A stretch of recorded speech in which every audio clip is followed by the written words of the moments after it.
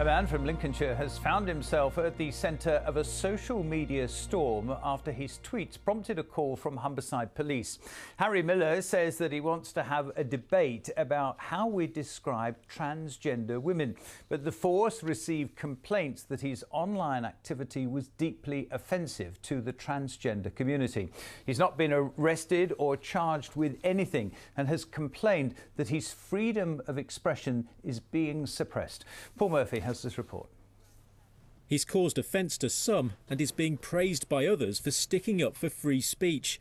Harry Miller's Twitter activity included liking a tweet of a limerick that appeared to mock transgender women, questioning whether they were real women. Mr. Miller then received a phone call from a Humberside police officer. And he read me out this limerick. I was like, is that it? That's the worst thing you've got. Why are you ringing me about a limerick? And this is where he got really sinister, because he said, even though I committed no crime, he needed to check my thinking. In a statement, Humberside Police said, "We received reports of a number of transphobic comments being posted on social media. We take all reports of hate-related incidents seriously. We will always investigate to determine if a hate crime or incident has been committed and will then take proportionate action." Now, when it comes to social media, the assessment that the police and prosecutors sometimes have to make is the point at which an offensive or even a grossly offensive comment crosses the line to become a criminal one. And the guidance from the Attorney General is that such a comment could contain a threat of violence or could be part of a targeted campaign against an individual. But in the case of Mr. Miller, some believe the police have gone too far. There are burglaries taking place, shoplifting and much more serious crimes that go uninvestigated. And I think serious questions need to be asked at the highest level of Humberside Police. My issue is with the Home Secretary, and my issue is with all these powerful people who are pushing an agenda which is shutting down free speech, that is saying trans women are women before we've even had a debate. Harry Miller believes important principles are at stake and he plans to continue to share his views online. Paul Murphy, BBC Look North, Caister. Right now, a troubling story, but very much a story of our times.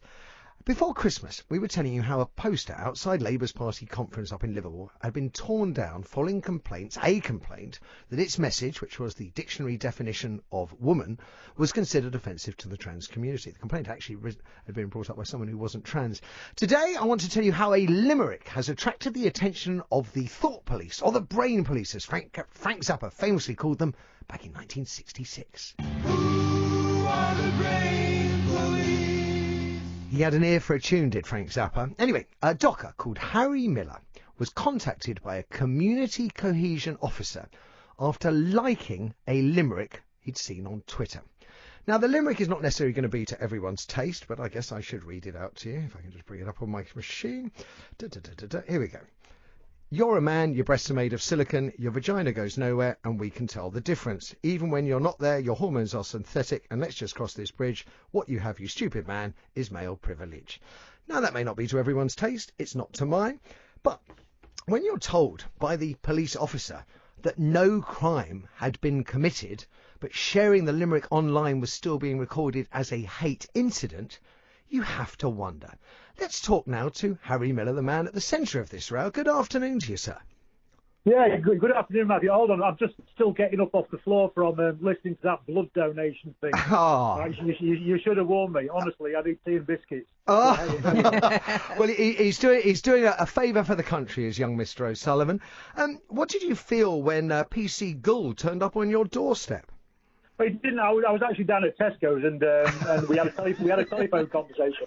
He'd been in touch with my office, trying to get hold of me. My office are sensible people, and they didn't give him my name and number. They gave me his name and number, right, so that I could use to get hold of him. I got hold of him, and then he told me that he'd had a complaint that from somebody down south who was remaining anonymous, that my workplace was unsafe in Lincolnshire because I'd liked to tweet. And once I worked out this wasn't sort of some kind of mad wind-up, Yeah. My question is further, and I said, let's start off with this. Have I committed any crime? He said, no. I said, have I come close to committing a crime? He said, no. I said, so why are you ringing me? He said, because you like a limerick. And I went, seriously, liking a limerick? I said, was the limerick illegal? He said, no. However, and this is where it gets really, really sinister, Matthew, he said, I'm ringing you on behalf of the victim because I need to check your thinking. And I said, whoa, hold on a minute. Check your thinking? Yeah, I said to him, I said, so you are a police officer, yes, and you're ringing me up to check my thoughts. I said, have you any idea what that makes you? Oh, I do. I think Frank Zappa sung about it. Here it is again. Yeah. He had an ear for a tune, didn't he, old Frank? But I mean, this is absolutely, yeah. So I said, yeah, I sort of informed him about George Orwell and the Thought Police, right. And I would have told him that 1984 is not a police manual on how. Oh, you sound like me on this one. Now, can I? I'm going to try and play devil's advocate very, very gently with you, if I may. Mr. Gull, or PC Gull, has subsequently told the Telegraph that. Can you imagine, he says, what it would be like, if you are a member of the trans community and you have to experience all this kind of hate, and that he's really saying that, I guess that in the world in which we live, there's so much antagonism, I guess that maybe, that people get very upset, and that he's there to try and, I guess, represent that upset, to try and get you to think again. Yeah, well, there's two things.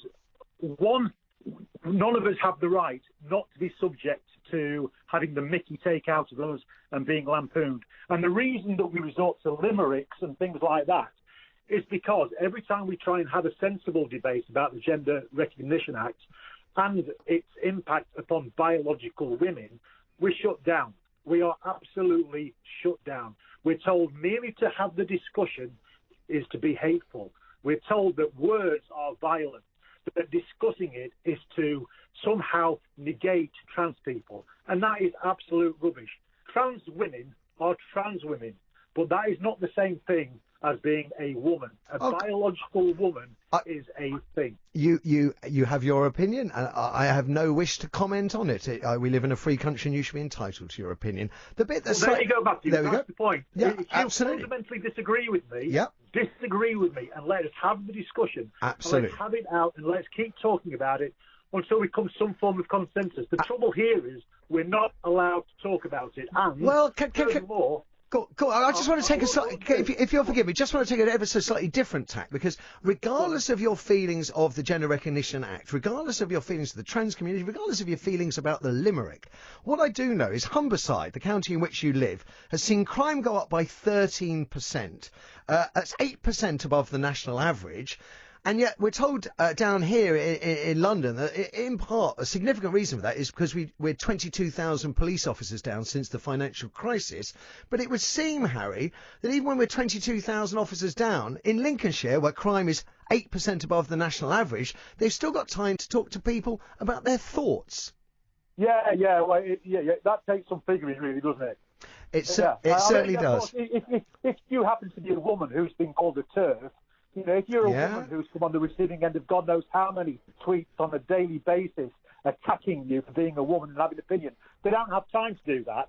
And that's why I'm using this opportunity to speak on behalf of gender critical women and say, big up, sisters. Harry, I'm going to leave it there. Lovely talking to you. Have a great weekend. I'm going to give the last word to you, Jenny Trent Hughes. I think that it's really dangerous when you start trying to control people's thoughts. Yes. Because the energy gets subverted and it comes out in unpleasant ways.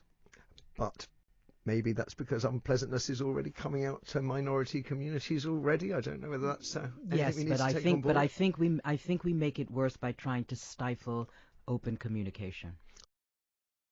So this is a story about Humberside police who contacted a man called Harry Miller, I think, who had tweeted or at least retweeted and liked an offensive poem. It was a limerick, I think.